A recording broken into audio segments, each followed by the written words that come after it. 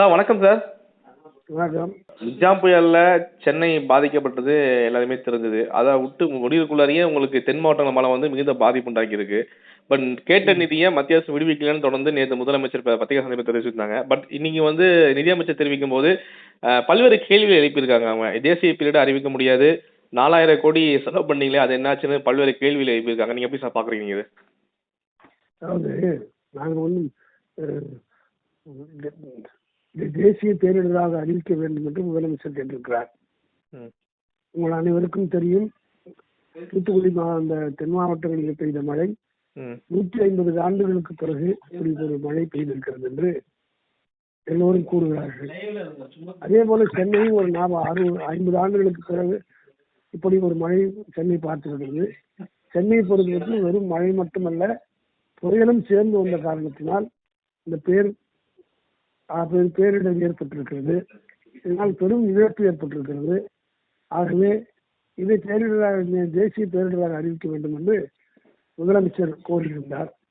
அதை பரிசீலித்து முடிவெடுப்போம் என்று கூட சொல்லாமல் யதார்த்தம் வந்து தான்தோன்றித்தனமாக அல்லது அதிகாரத்தில் இருக்கிறோம் என்ற ஒரு பிக் பாஸ் என்ற ஒரு எண்ணத்தோடு ஃபைனான்ஸ் மினிஸ்டர், அதாவது நிதி அமைச்சர் நிர்மலா சீதாராமன் பேசியிருப்பது தமிழ் மக்களை மிகவும் அவருடைய நொந்த பொருளிலே வேல் வாச்சுவதை போல் இருக்கிறது. கேட்ட நிதியை கொடுப்பதற்கு அது மட்டுமல்ல, ஏற்கனவே தமிழகத்திலிருந்து ஜிஎஸ்டி மூலமாக இந்தியாவிலே அதிகமான வரி செலுத்திய மாவட்ட மாநிலங்களில் தமிழகம் ஒன்று என்பதை எல்லோரும் அறிந்த ஒன்று. ஆகவே இப்படிப்பட்ட ஆபத்தான நேரத்தில் மத்திய அரசு தாமாக முன் வந்து கொடுப்பதுதான் நல்லது.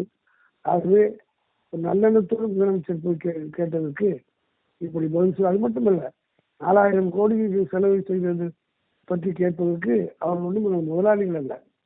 மத்திய சர்க்காருக்கு முதல்ல ஒன்றிய அரசு அந்த மனப்பான்மை விட வேண்டும். இது மாநில பிரச்சனை. இது இருக்கிறது கேட்டால் பிறகு சொல்லுவோம், எல்லா விதமான விளக்கமும் தருவதற்கு தயாராக இருக்கிறோம்.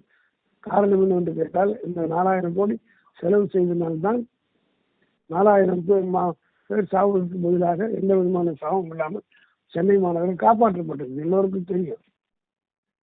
இதை புரிந்து கொள்ளாமல் நிதியமைச்சர் பேசுவது இங்கே அரசியல் செய்ய வேண்டும் என்று அவர்கள் விரும்புகிறார்கள். அவருடைய கட்சி திட்டமிட்டு இது போன்ற செயல்களில் ஈடுபட்டுக் கொண்டிருக்கிறது. ஆகவே நிதியமைச்சர் அவர்கள் தமிழ்நாட்டை சார்ந்தவர்.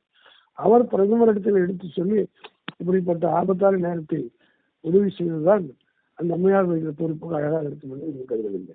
இன்னொன்று சார், வெள்ள பாதிப்பு ஏற்பட்ட போது முதல் டெல்லி போயிருந்தாரு. அப்போ முதல் எங்க போயிருந்தாரு அப்படிங்கிற மாதிரி ஒரு கேள்வி எழுப்பியிருந்தாங்க. ஏன்னா அப்போ வந்து இந்தியா கூட்டணியோட இது இருந்தது, பிரதமரையும் பார்த்திருந்தாரு. அதை சுசமா வெளிப்படுத்தும் வகையில் வெள்ள பாதிப்பு முதல் டெல்லி போனாருங்கிற மாதிரி ஒரு கேள்வி எழுப்பியிருக்காங்க. அவர் அந்தமா அரசியல் செய்யறார்கள். அதாவது இந்தியா கூட்டணிக்கு தலைவர் தான் போகணுன்ற அவசியம் கிடையாது. பாராளுமன்ற கட்சியினுடைய தலைவராகவும் கழகத்தின் பொருளாளருக்கு டிஆர் பாலுவை கூட அவர் அமைத்திருக்க முடியும். ஆனால் இதே நேரத்தில் பிரதமரையும் போய் சந்தித்து நேரடியாக விளக்க வேண்டும் என்ற எண்ணத்தோடு தான் போயிருந்தார்கள். அந்த கடமை உணர்ச்சியை நிதியமைச்சர் புரிந்து கொண்டு பிரதமரிடத்திலே முதலமைச்சர் கையை வலுப்படுத்துகிறவர்கள் அவரும் பேசியிருக்க வேண்டும்.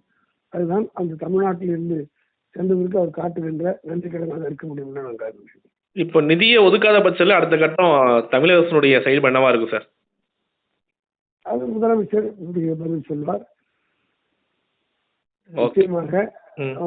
நிச்சயமாக தமிழக மக்களுடைய முடிவுகளுக்கு அவர் ஒன்றிய அரசு பணிய வேண்டும் என்று சொல்லியிருக்காங்க. இந்த நேரத்தில் எந்த நேரத்தில் உதவ போகிறார்? நாங்கள் கேட்ட போதெல்லாம் ஜிஎஸ்டி மூலமாக பணத்தை கொடுத்தோம். எங்களுக்கு ஆபத்தில் இருக்கிறோம், பேராபத்தில் இருக்கிறோம். இதுவரை தமிழகம் காணாத அளவுக்கு பேரிடர் ஏற்பட்டிருக்கிறது. ஆகவே உதவுங்கள் என்று கேட்கிறோம். அப்படி கொடுக்க அவர் மறுத்தால் அதை எப்படி சமாளிக்க வேண்டும் என்பதை